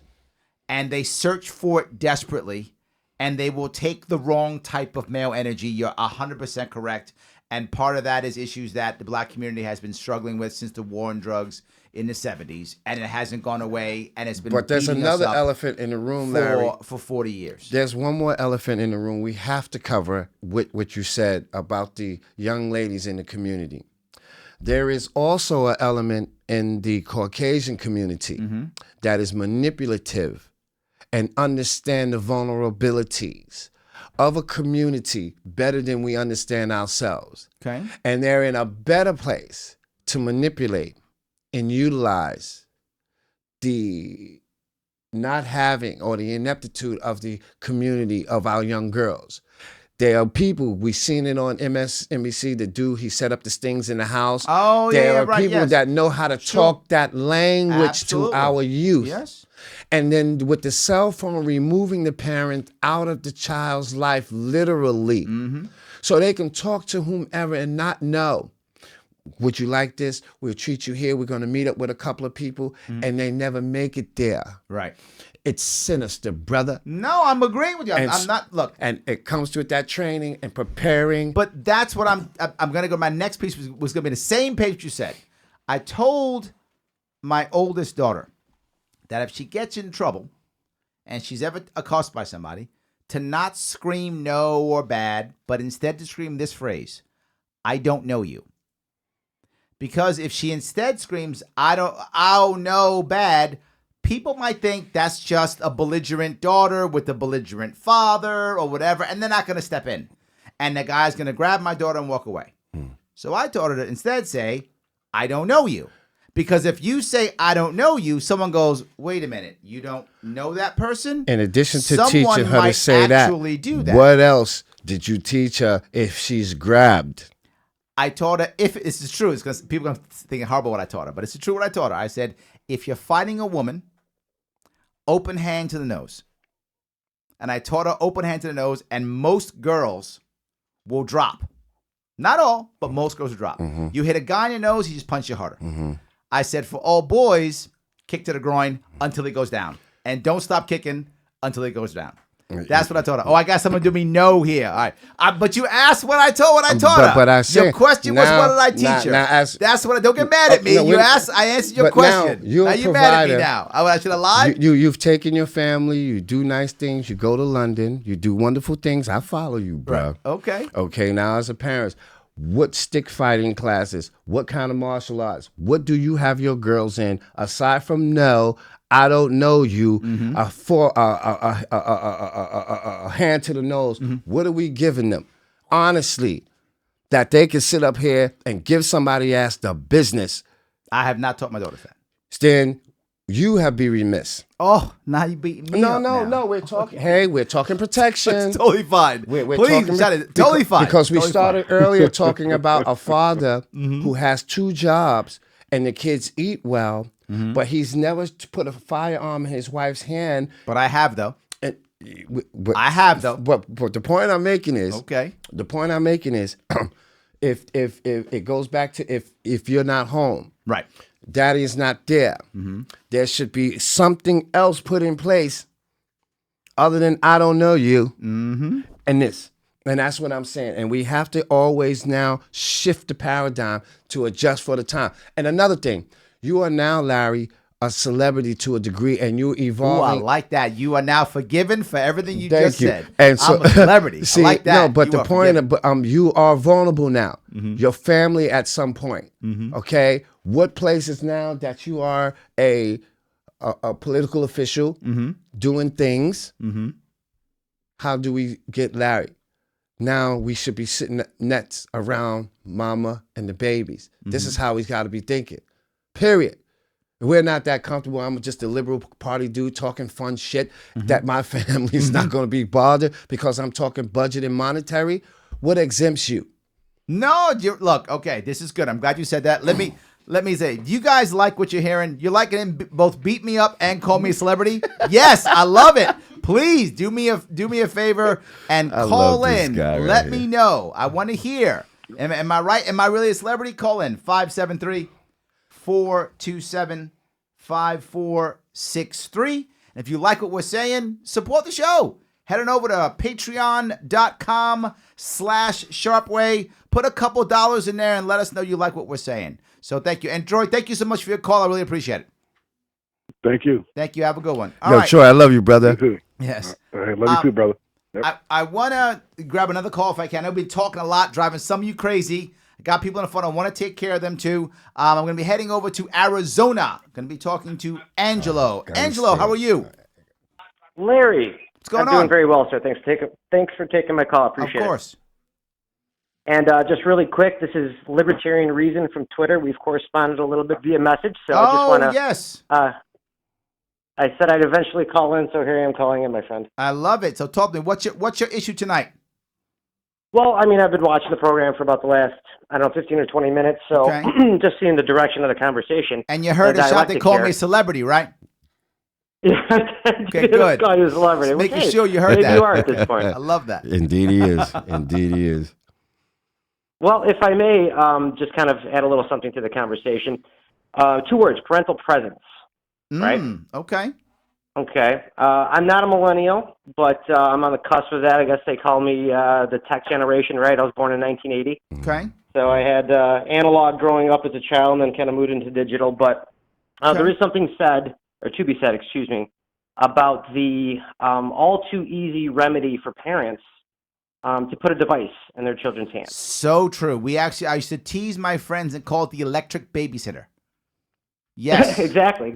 And now my brother, who just had his first child a couple of years ago, and he's already doing it. Yeah. And we've had some discussions about this. I'm like, look, I don't know if you want to be doing that so quickly. Yeah. And there was literally there's literally a commercial. Yeah. I don't know if you've noticed. It's a commercial out now. It's for one of the either iPad or one of the tablets. And it's talking about how the tablet can take great pictures, right? That's the goal. So what they do is they literally show parents doing exactly that. And here's the worst part. Not as a bad thing. As the norm, almost like you should do it. So like the kids are mad or whatever, and they go, here's an iPad. And then they're at dinner or whatever, and they're done, here's your iPad. And then they go over to grandpa's house, and grandma just passed away, and they want to go talk to grandpa, and they go upstairs, here's the iPad. And what the kids do, it's a brilliant commercial. The kids go upstairs, and they use the iPad to create a slideshow of grandma who passed away. They come downstairs, show it to grandpa. Grandpa cries, life is good. How awesome is this iPad? Well, hey, that's a brilliant piece of marketing, It's right? a brilliant piece of marketing. behalf. Yes, it is. And that's why Steve Jobs checked out, because he knew the direction in which this thing was going. Don't take that lightly. But to just to kind of touch, if I may. No, just go to ahead, kind of please. touch Tell me upon about your brother. the, I didn't mean to cut you off. Go ahead. No, not at all. Just to kind of touch upon the whole issue in itself, if you will, like from a forest, try to see the forest from the trees a little bit here on this one is, what is sad is what you just said is that they're using this now as almost as a coping tool. Yeah. I should say almost. They are. Yes. Right? They are. Yes, a they coping are. tool for any situation. You're sad. Here's your iPad. Yep. Or a device in your hand. You're happy. Here's a device in your hand. Yes. I work in the restaurant industry. Mm-hmm. Okay. And the saddest thing I've ever seen in a restaurant was walking by a table. I happened to be managing at the time. Walking by a table, and there's mom, there's dad, and the 2 children. They're probably, if I had to guess, 8 and 10. Both children with headphones on. Okay. iPad in front of them. Mom and dad on both their phones. Yes. Why are you even out? out? I kid you not, Larry. It was one of the saddest things I've ever seen. Yes, sir. Why are you even out? Yes, sir. You should have just stayed home and ordered. Yes, Why sir. are you even out? You're not talking to each other. There's an interesting book called A Stranger in My House the computer, and the television. You might find that an interesting read. It's called A Stranger in My House. Okay. Well, you know, my kids have devices, but when we play together, we all play together, right? When we play, it'll be both of my daughters, me, literally, and my wife. Usually my oldest daughter uses a computer. Usually my wife uses a computer. I use a device, and my youngest will use a device, and we'll play games all together, laughing and joking and talking. So when we use devices in the family room, it's basically the equivalent of a board game, if that makes any sense. We use it as an equivalent of a board game. Sure. What happened to Clue and Monopoly, We man? have those too. We do those also. We need to get back down to the nitty gritty with I'm with the that stuff, too. I'm not man. against Clue. We actually have Clue in the house. That's I'm not what joking. we need to get, man. But if we're going to use the other problem I mentioned earlier, and I think this is what you're talking about, Angelo. The other issue I have is I also don't want to handicap my children as they move into a world that is all digital and all electronics. That's the trade-off, I've got to man. find that balance of each. Yes. I have to find the True. balance. True. No, I'm Yes, not knocking you have you, to find the beloved, balance, very because you're, important. Yes. you're absolutely correct. But the thing I say, and I advocate to the young parents, how many of you even bother now to get your child a library card? Oh no, we go library. Bingo. Now, not you, Yeah. not you, my brother. I'm talking across the board. Yes, good point. One of the more I found, one of the more enjoyable things as a parent that I really loved, that I look forward to, was our library trips and some of the wonderful activities that the library offers to the children that is not with any electronic devices. Right. The chess boards are real. It's not electronic chess. And at some point we must try to stay analog to a degree. Yes. And again, I call parents an enabler.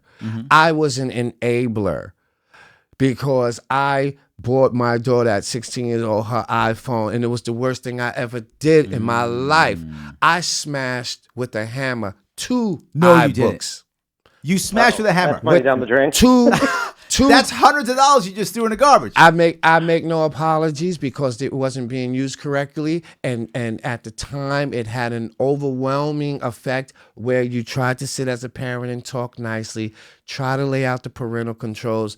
The children are so savvy. You put parental controls. They got a friend that know how to do they the know how to computer. bypass it. They know how to bypass it. Okay, so this is a stranger in my house. Yep. It has become a divider. I'm talking in my home. I can't speak I get for you. every other home. These are dangerous things. You have to strike a balance. But then, does your child have a flat screen in the bedroom No. along with a computer No. and a tablet and a phone? Nope. Do you understand? Yes, So, I'm with you. but when parents are enablers, you tend to take away more from the child than you're really giving. Yeah. I was watching a lady teach the child ABCs on the cell phone, and I was like, but sister, you could do that with a beautiful book and do the pages. But as a parent, I'm analog, Right. and I want you to understand that it pains me greatly not to see the books in the hands of children as much as I used to. So I'm just talking from a father. Yep. And I'm watching the direction in which we're going, and I don't see much good in it. I understand what you said competitively from Absolutely. I got to make sure that my daughters are prepared for the world, right? If I could, if my kids decide as they get older that they don't want to be part of that culture, good for them. That's their so choice. you wouldn't have a problem if your daughter had an AI boyfriend, right? An AI boyfriend? No. I'm sorry, what? An AI boyfriend? She kind of did, And let me explain what I mean by this. This is a very important point. I remember once, and this is good. This is to your point. There was a time when, and it's changed what I did. Be very clear. It's changed what I did because I fell into it. The thing that people tease me about with my daughters, this is personal, guys. This is just me and my kids. I'm libertarian even when I raise my kids. My daughters are not very rebellious against me. Why? I don't give them reason to be rebellious. I don't order them to do much at all. I hardly ever give them orders. I tell them, I think you should do this, then let it go. And they do it or they don't.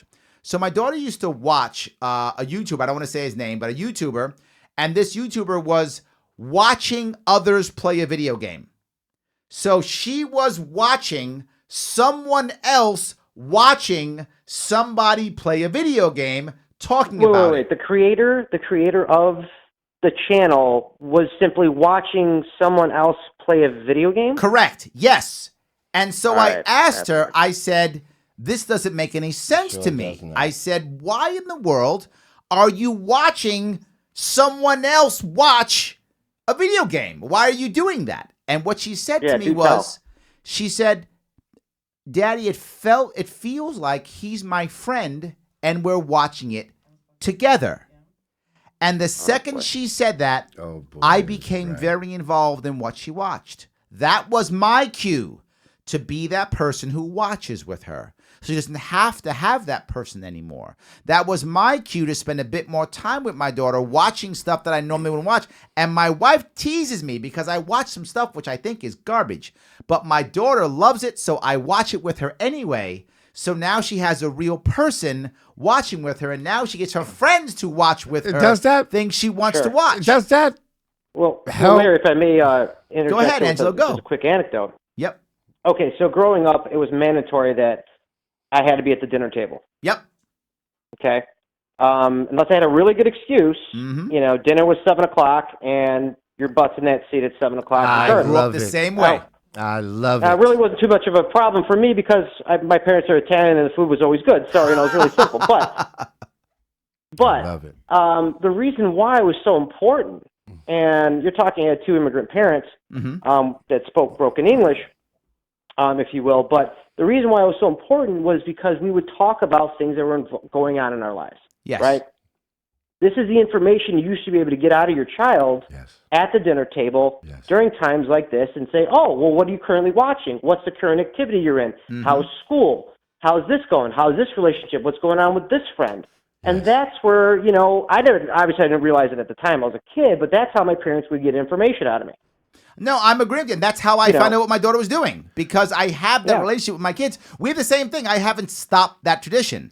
We very often, not always, I sometimes work crazy hours, but when I'm not working crazy hours, I very often eat with my family. And when I don't, my wife, to her credit, don't tell her I said this, she's an amazing mom. And she does all the, because I fight with her and try to pretend like I'm a better dad than her. But no, she's an amazing mom, and she does all those things. She is very open with our daughters. Exactly what you said is what she actually does, and I do it too. That's how I found out about this because my daughter wasn't hiding anything from me. She's going, "No, Dad, well, I do this. I like that." You are completely correct, and that bonding that I found I had to use, and to Ashante's chagrin, I had to add, or I felt it was important to add the technology into it, right? I didn't want to say technology bad. I thought if I said technology bad, my kids would rebel. So I instead said technology's fine as long as we are part of the equation. And my kids really took to that so far. They've been very good. They don't hide to me. I like what you said Yes. so far. Yes. See, It's the old cliche of, you know, you try to, if you tell your kid not to do something or a child not to, what do? yeah, They do it anyway. absolutely. And that and I like You're that better was a off good trying to point. reason with them. You're better off trying to reason with them and explain them, like, all right, look, here are the pros and cons of this, if you will, Yes. right? And you could take this approach with just about any topic when it comes to raising a human being. Yes. Yes. All right, look, here's what you might see out of it. Here's the downside to this. Let's find the happy medium. Well, I've actually told. Oh, sorry, Shani, you have chomped at the bit. Go ahead. No. I was just saying that we can apply it the same way with firearms. Yes. And take the mystique out Sure. of firearms, and that's where we're going. You know, it's all right to introduce, like you said, and I like your point. You want to make sure that you understand that computers are not bad. They do have a place, and they are going to have a place in your life. And there's a right and wrong way to take advantage of this, and you nip that in the bud early. Excuse me. And I take the same exact approach with firearms. I agree completely. I'm a single dad, and I purchased my daughter's first firearm. Well, she was shooting at 14, but I bought her first firearm at her 16th birthday. Wow, look at that. And it was beautiful. And it was the breaking down of the firearm, putting it back together, understanding the rights and wrong, going over the rules. And as a single dad, me being a protector, I'll have my toy and the batteries hanging out.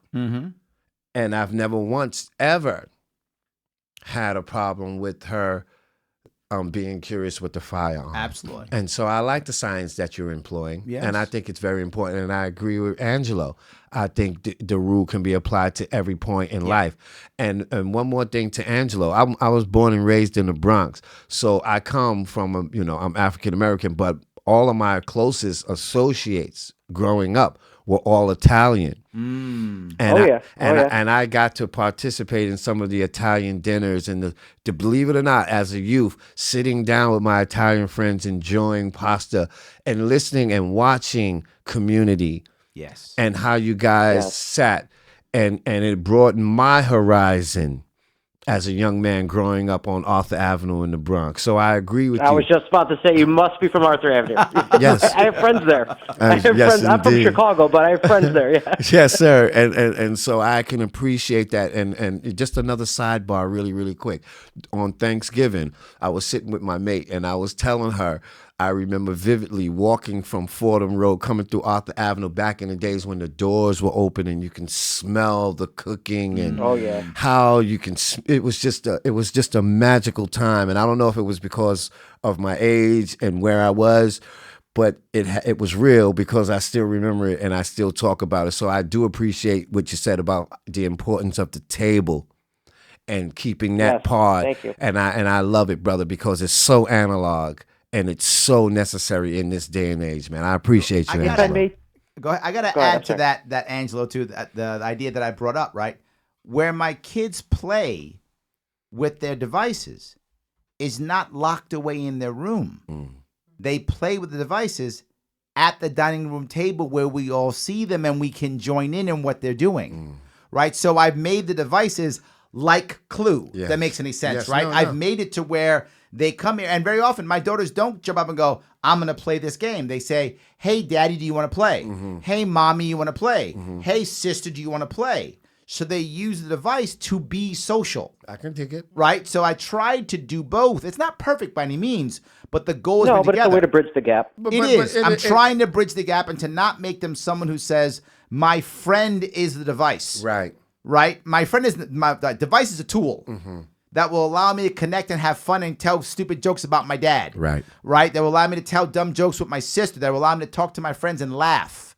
I'm trying to build that. It's difficult because some of their friends don't think the way we think. Indeed. So that can be very challenging. And the challenging is outside Larry, the door. if I may interject quickly here. Go ahead. Two quick points. If I may, and I apologize. So your name is Ashante? Yes, sir. Ashante, okay, thank you. 2 points. One, I want to tie in really quick what he said about the Second Amendment, right? Yes. And firearms. Let's just put it that way. How about that? I was raised in a hunting household. Okay. My father was in the Italian military. He hunted his whole life because he grew up in rural Sicily, and he hunted a lot when he was a kid for food. I mean, plain and simple. But he taught me from an early age. I would go hunting with my father and his friends. But he also taught me the respect of not only the weapon itself, okay, but the fact that, look, you're taking a life. Now, given it's an animal, okay, but you're taking a life for a purpose. Okay, you're. No, I get it. I know a lot of hunters who think exactly that way. I'm with you. Yes. I mean, it's funny. We're talking about the Bronx. I also, of course, was raised in the Bronx too, South Bronx by Yankee Stadium. But Sure. I was raised in the Bronx also, and my father, he was in law enforcement. He was a cop and he was a corrections officer. So he had a firearm on him all the time. Yes. Right? He had one on his ankle when he'd go outside. Right? He was always having a firearm. And I never was curious because he showed it to me. I saw him clean it. I saw what he did with it. It became a tool for me. I wasn't afraid of it. And when I joined the military, I joined the Marine Corps, I worked in an armory. I never thought that they were anything except tools. This is interesting because I saw my father provide my mom with a firearm. It was a 25. I remember the little magazine. I remember him sitting down in the house showing her how to load the magazine, how to load the mag, chamber around, how to drop the mag. And I'm sitting here with mommy, not knowing anything, not even understanding that this was my first introduction to firearm safety. And to be, again, now daddy wasn't a cop, but daddy was a protector, okay? And daddy came in by any means necessary. And this is how we get down right here, right? But understanding that it wasn't done in the I guess would be the legal sense, but all of the protocols were followed in the house because my dad was military as well, and all of the safety protocols and having things put away. Right. And I'm now examining the fact that that seed somewhere was planted in me, and that was where we are today. Yeah. And I've never had a fear of guns because as a kid, I grew up around them and they were just tools in my eyes. Yeah. So I never was afraid of them. When I joined the military, I wasn't afraid of them. Yeah. And now my wife, you said, never put a gun in your wife's head. I have. I've taught my wife how to shoot. And the funny part is when I taught her how to shoot, she had never had a gun before. Mm-hmm. And at first, of course, she was afraid because it was new to her. There were no guns in her house when she was growing up. To her, it was, oh my God, gun scary, right? Of course. But as she got used to it, we have to go someplace else to shoot because we can't shoot in New York. So we have to go to Pennsylvania or we go to Utah. Does she have a permit? Else. No, not. We live in New York City. Virtually impossible. You know that. We've discussed this. Well, we're going to discuss this, but here's virtually impossible. But we're going to talk about this because seeing the position that you're running for, how come she can't qualify for a premise permit? She probably could, but we just haven't done it because you know how tough it is. Oh, I'm getting you, man. Okay, he's mad at me twice now. Oh, man, you're going to get it, man. He's got me twice now. Gentlemen, it's either that or you just move to a state where you don't need it. That's like true. I live in Arizona now. I completely agree, and that may be something that we do too. Who I knows? did Pennsylvania and Connecticut, brother. But my point being that when I gave her that training, yes, now she's done it more than once. Now she wants to go back and do it again. She should. And now she's like, okay, this is good. And the baby she girls went from I was afraid of this evil thing to no, this is a good thing. I'm glad I know this. Yes, it changed by giving her just the experience of it. And now when Papa's on the road, but we got to work on that paperwork because when Papa's on the road, even though you got the stigma that most of the people we're trying to change their minds, virtually impossible. Right. Okay, It's come hard. on now. We could get the premise permits though. Mm-hmm. That's true. Yes. Okay, we're gonna have to have something in the house, bro. Okay. Okay, right. so we're gonna the next conversation we have, and I'm gonna hold you to the conversation now. Let's start the process. We got a good infrastructure in place where we can get some things done. Okay. But I think we need to take a look at getting her what she needs, and I think I can help you with that. There we go. I will be more than happy to help you. You know who we have in place that we can help. Absolutely. With that, man. So let's get that done. Good. And for anybody and like minds like Larry and I and all the lovers of the Second Amendment, why don't we talk about this? So I would like before you do that, tell people where they can go to get information right now, just so we get that out the way now. Go ahead. My name is Batina Ashante. I am fitnessfuelingfire.com, fitnessfuelfire.com. You can catch us on Facebook at Fitness Fuel Fire. You can catch us on Instagram at Fitness Fueling Fire. And we also have a YouTube channel, Fitness Fueling Fire. Our number is 646-481-9787. Let me give you that again. Our contact number is 646-481-9787. Feel free to text us with any questions, any information that we have. We'd be more than happy to let you have it. And one of the things I know you focus on for this is one of the big things you focus on is the idea of helping someone get a license, particularly a permit, particularly in a state where it's tough.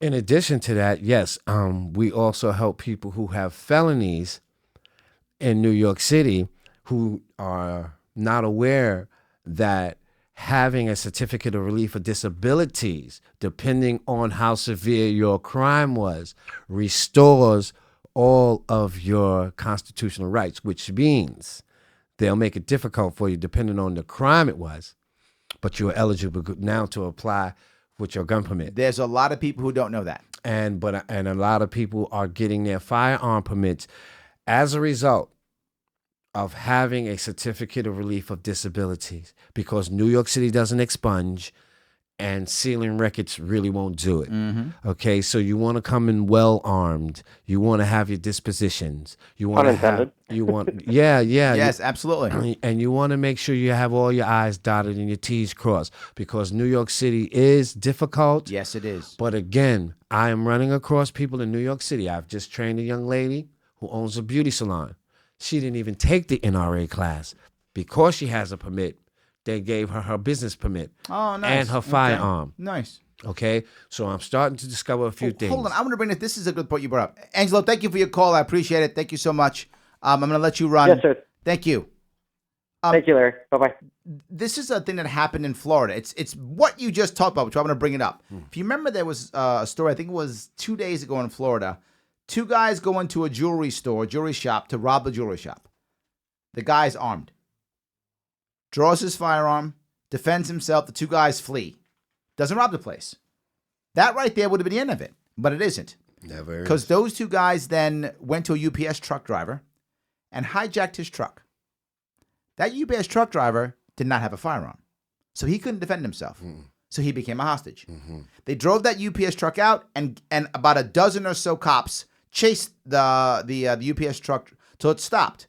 Those cops got out, all opened fire, killed 4 people, killed 1 innocent bystander, killed both of those guys, and the hostage. We could talk about a lot of things. We could talk. There was so much wrong with that. But let me just go to the one point I want to bring up. Go ahead. If that UPS truck driver has a firearm, none of that happens. I agree.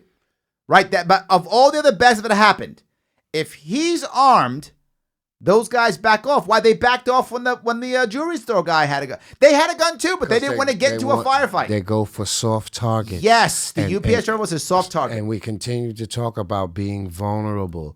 And again, we are going to have to shift the paradigm. The paradigm is going to have to take a shift.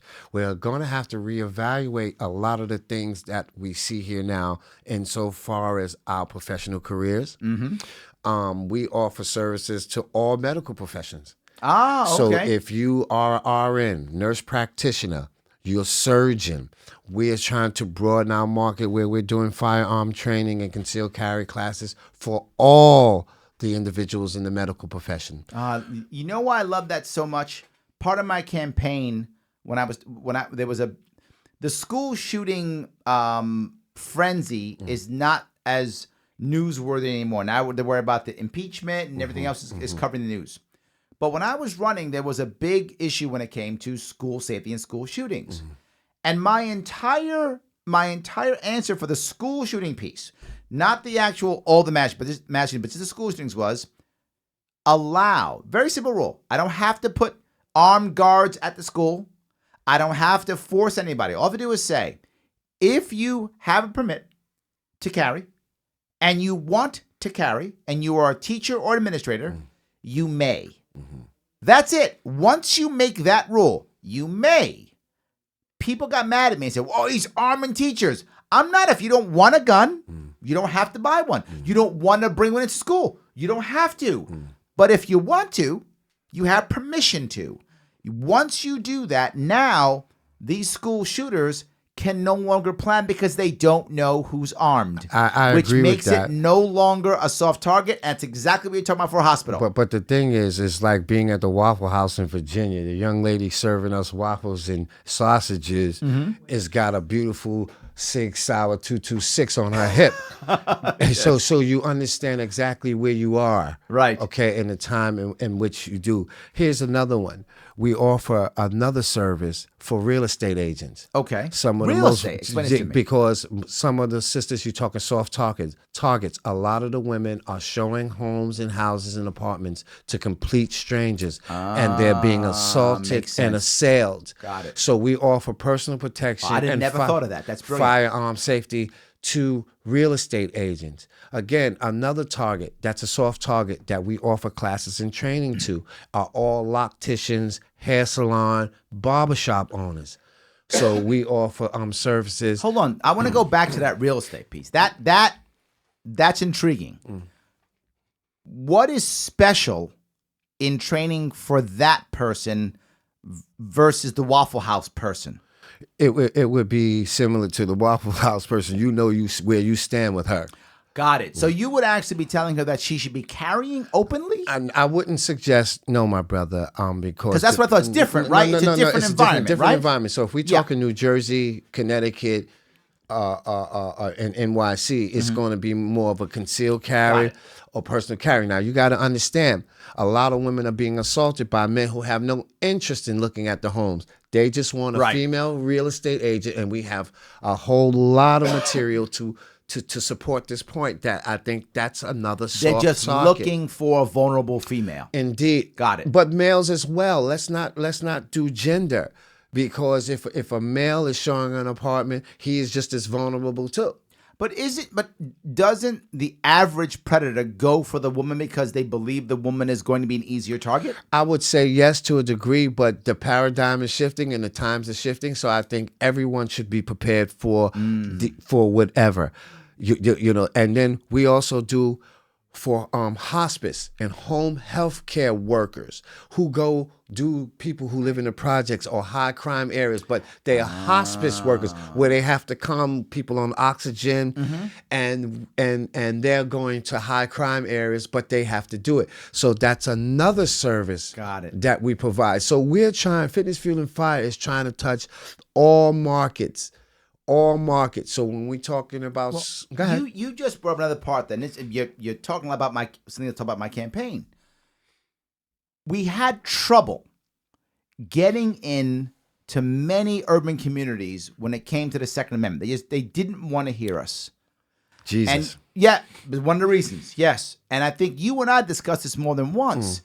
But the idea, and I want to make sure people hear this: if you go to a poor community, the people who are assaulted are very often the weakest people, older people, younger moms with kids. Yes. You're a mom with a kid, someone comes to you and they might kill your kid. You're giving them whatever that person wants. You will sacrifice yourself for your child in 5 seconds. Yes. Whatever you want, sir, it is yours. Don't hurt my kid. Right? If you're an older person, older male, female, you physically can't stop someone. You're older. You can't do it. Some young strapping 20-something.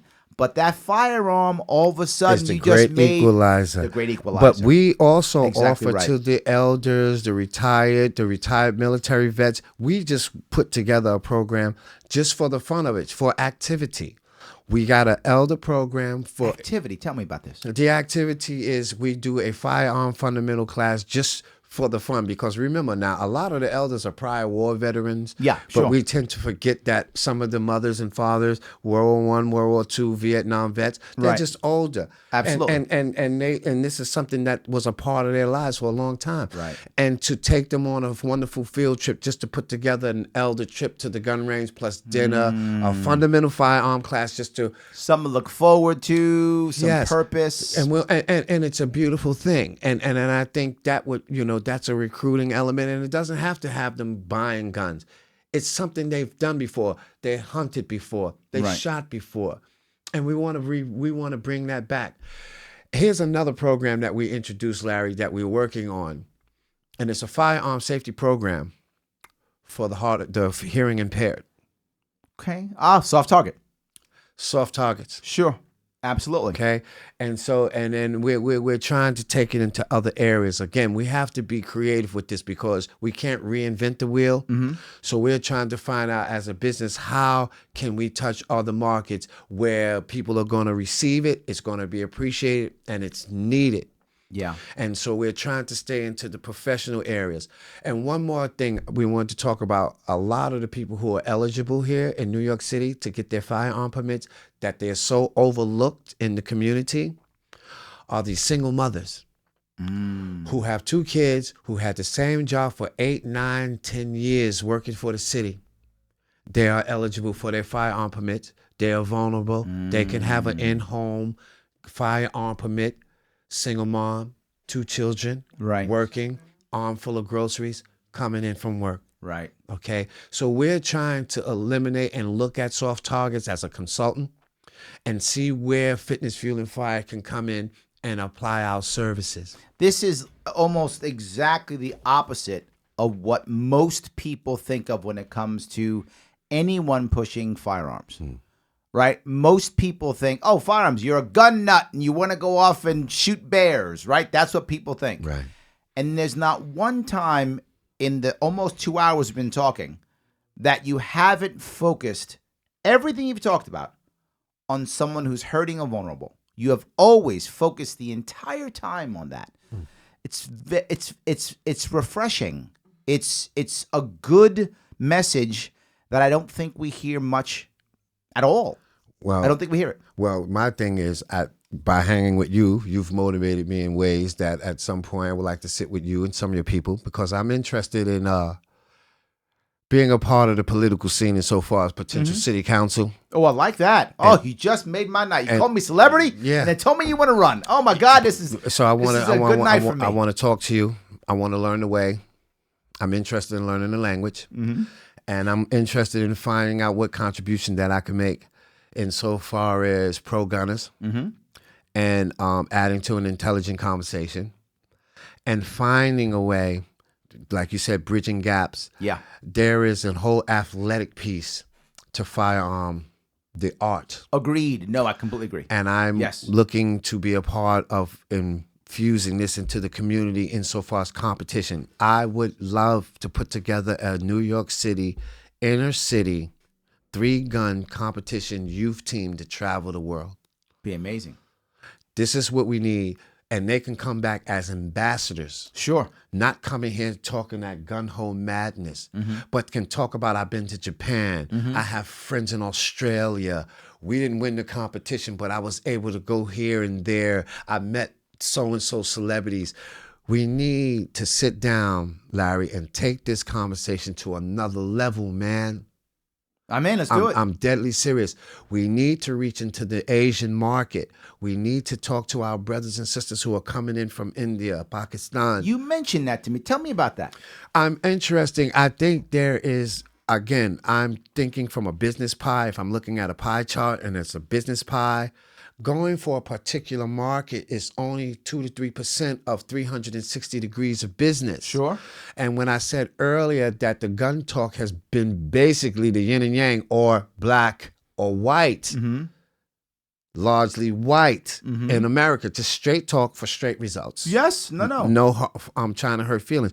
So, but we have a whole nother dichotomy. Things are taking place in the community. Again, investment capital is coming in from India at a monumental rate. Half these buildings are going up. Is investment capital is coming from other countries. Yeah. They got something to invest and something to lose here in America. As a politician, as a potential politician, I'm looking to touch all markets. I'm trying to bring as many people to this point. I mean, if you're an immigrant, period, particularly if you're coming from a country which many people would think, oh, well, that's a Muslim country, right? Right. That's going to install some fear in some of your neighbors anyway, by default, right? But no, because of the stereotypical, because you go back to the mind control of the Negro. Now you got desert this, and you got this. This is all bullshit. It's all a way to confuse and divide. And at some point, someone is going to have to actualize and understand what is taking place here and call it for what it is. This is divisive. Okay. This is dismissive. And at some point, we're going to have a logical voice, man. You have every right here. You're making a contribution to that. Okay? Then you have every right to participate in this. Okay? And if we have stereotypicals, the average black youth, he's shooting up other black people and blah, blah, blah. So it's to be expected here, but it shouldn't be a deterrent. And I have taken it upon myself to believe that there are no lines. And I'm not going to allow myself to be a part to draw any lines. That's hard to do. Hey, because society is telling you that there are lots of lines, right? Society is telling you we're society. There's lines everywhere. I'm society.